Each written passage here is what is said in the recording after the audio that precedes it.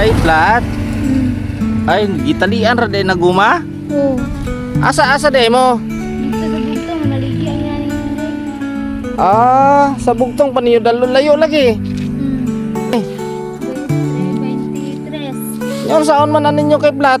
Tulak na lang?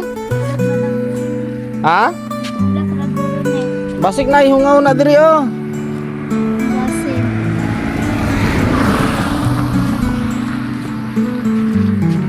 Unsa na ginakumpra ninyo? hindi. Unsa man? Hindi mo. Tapos, ginabalay-balay ninyo pagbaligya? Oo. Ah, duha mo isa ni igso nimo? Oo.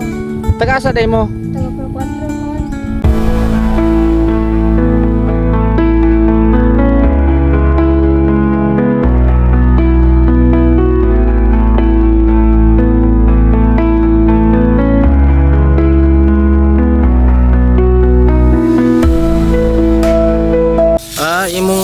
Imong ginikanan di ay. Dili na lang sila katrabaho ko.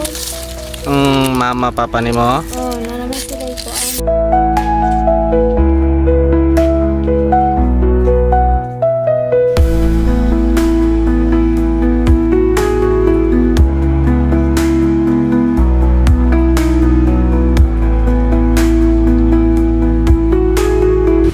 Makatabang sa mga estudyante ko.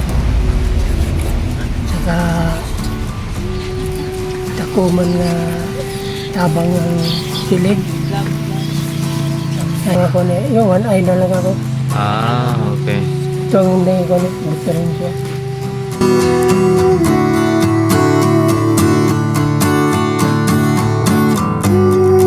Kaputol?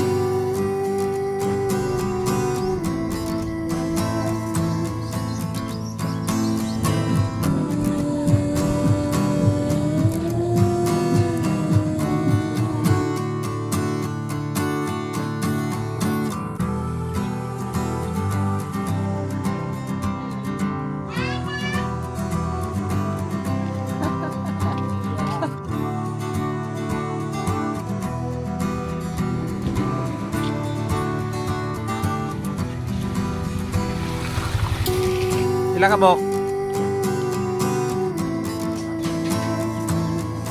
Lama.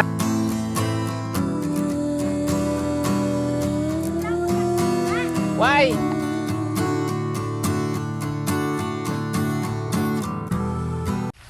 Pila tanan ang nahalin? 300 lang ka pin call. Aw kanina ay nabilin nga 5 ano? Oo. Nya unsaon man ani mo? Unsaon ninyong halin? May palit rin ni o ganing pamiliti rin namo ni. Pang-allowance ninyo sa eskwelahan? Oo. Pila day balo ninyo pag mag-eskwela? 50 ra call. 50? Pila ang pamasahe? 20. 20? 40 balikan Jis ra imo ha. Oh, gistra. Nya unsay mapalit nimo sa school sa Jis? Di mo kanang mga baratuhon ra ang mga skuan. Makaon. Makaon. Dugay na ninimo gina trabaho ni sa imong igsoon? Dugay na po. Ah.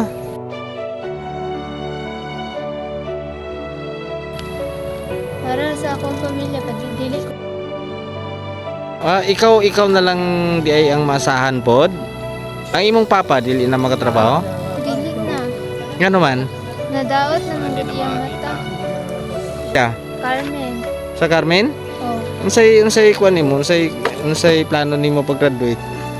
magtrabaho sa kukol para makatabang ko sa akong mga pamilya.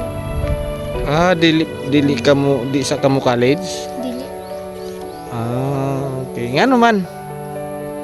Magtrabaho lang kukol kay para makatigom ko, para makakollege ko sa ko. Magtigom sa ka bago ka mag-college. Oh. Mutrabaho sa ka para makaipon ka. Ito si Rosemary Dupitas, 17 years old, taga Purok 4 San Isidro, Carmen. Ito pala yung ginagawa nilang magkakapatid pag walang pasok. Gumagawa sila ng walis at pagkatapos ay nilalako nila para magkapera. Para pag dumating ang araw ng pasukan ay may pera silang magagamit. Sana lang magbigay ito ng inspirasyon sa ibang kabataan na hindi hadlang ang kahirapan para lang makapagtapos ng pag-aaral. Kailangan lang siguro ang sipag at diskarte para malampasan ang pagsubok at anumang problema na hinaharap natin. Para kay Rosemary at sa mga kapatid niya, saludo kami sa inyo. Sana ipagpatuloy niyo pa ang kasipagan na ginagawa niyo. Big shoutout pala kay Marjon Milla, Jason Kison, Catherine Ligo Pindot at saka sa Loy Marie Humbis Furniture. Salamat sa suporta lagi.